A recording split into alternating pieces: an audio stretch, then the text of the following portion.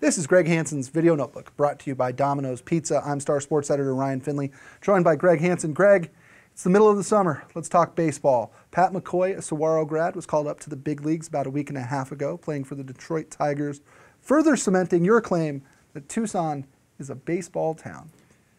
43 high school players from Tucson reached the big leagues.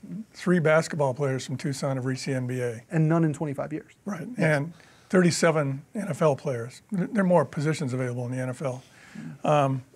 Plus, Tucson had professional baseball in some form or another for almost 90 years. So I'd say, yeah, it's a baseball town. And Tucson high school teams fare better in state tournament competition in baseball than in football and in basketball. So I think it's a baseball town. Is it the warm weather? Is it the demographics? Is it something else that maybe we don't see? I mean, why would you say Tucson produces so many good players? The warm weather has to be a big part of it because they play full year. But you know, they really didn't do that in the 50s or 60s, I don't think. But then Tucson didn't start producing a lot of baseball players till the 80s who made it to the big leagues. So I don't know what the answer to that is. Why aren't there more basketball players at a big level from Tucson? Yeah, I mean, there hasn't been one since Sean Elliott, Dave Feidel, and Fat Lever were all drafted in the mid to late 80s. Right. Wow. Terrell Stoglin would have been one if he had behaved himself in Maryland. Sure, and really, if you look at it, Bryce Cotton could have been one. Yeah. I mean, I think he was probably one of the 5 or 6 best players not drafted. And still might be. It still might be. Still might land somewhere. That's a good point. This is Greg Hansen's Video Notebook, brought to you by Domino's Pizza. Ryan Finley here with Greg Hansen. Greg, you talk about the guys, the Tucson players who are in the big leagues right now. Who is the best one they have? You could go with J.J. Hardy because he's been in 2 All-Star games and won 2 Gold Gloves. But Ian Kindler's production is greater. And I'd say he has a good chance to be in the All-Star game this year.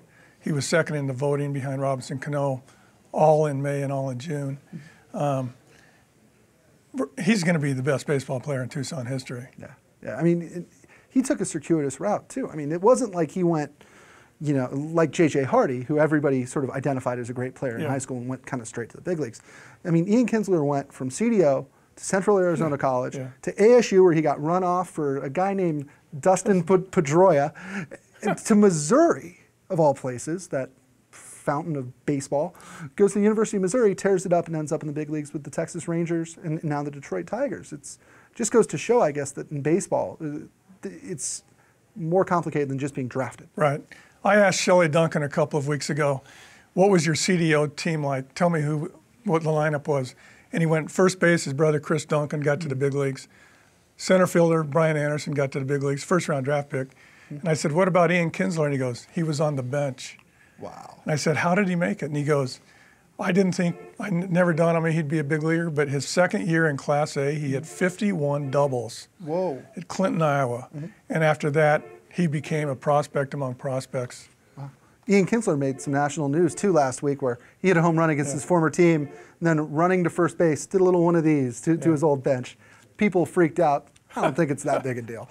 It's baseball. It was better than what Zach Levine did when he got drafted by the Minnesota Timberwolves. This is a PG show, so I will not quote what Zach Levine said, but it had something to do with him not being particularly thrilled to be drafted by the Minnesota Timberwolves.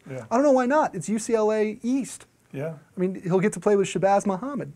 Nobody's going to pass to anybody. Somebody must have clued him in on walking out the door on a December morning, what it's like there.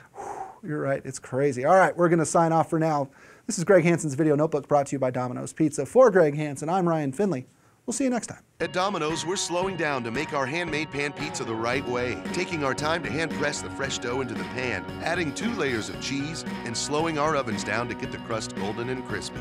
So try a Domino's handmade pan pizza with 2 toppings for just $7.99.